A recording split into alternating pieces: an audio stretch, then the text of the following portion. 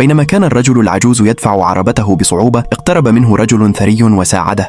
فجأة ظهر ابن الرجل المسن يطلب المال بعصبية. رد الأب بأنه أعطاه مالا بالأمس، لكن الابن انتزعه من يده بوقاحة وقال: هذا لا يكفي، لدي كتب لأشتريها. ثم غادر غاضبا. قال الرجل الغني للأب: أنت تعتني بابنك جيدا، آمل أن يرد لك الجميل يوما. ثم أعطاه بعض المال وأضاف: واعتني بنفسك أيضا. لاحقا لاحظ الرجل الغني الابن وهو يتحدث عبر الهاتف ويشتري أشياء تافهة، فتبعه خلسة. وعندما انتهت مكالمته قال له: هذه كتبك؟ هكذا تنفق مال والدك الذي يتعب من أجلك؟ رد الابن متحديا: هذا ليس من شأنك. عرض عليه الرجل الغني مبلغا كبيرا، وعندما حاول أخذه قال له: تعال لترى شيئا أولا. أخذه إلى مكان عمل والده حيث كان يبيع الموز ليؤمن مصاريف ابنه. وبينما هما يراقبان، اشترت امرأة موزا من الأب، ثم أهانته واتهمته ببيعه فاسدا وسكبت عليه الماء. قال الرجل الغني: انظر كيف يهان والدك بينما أنت تلهو مع من لا يهتم بك. خجل الابن وبكى. لاحقا جاءت امرأة تطلب الإيجار من الأب، فطلب مهلة لكنها رفضت السماح له بالرحيل. عندها تدخل الرجل الغني وسدد الإيجار بالكامل. جلس الابن عند قدمي والده باكيا: سامحني يا أبي، لم أعلم كم تعاني من أجلي. فاحتضنه الأب وقال: المهم أنك فهمت الآن. ابتسم الرجل الغني راضيا بما حدث.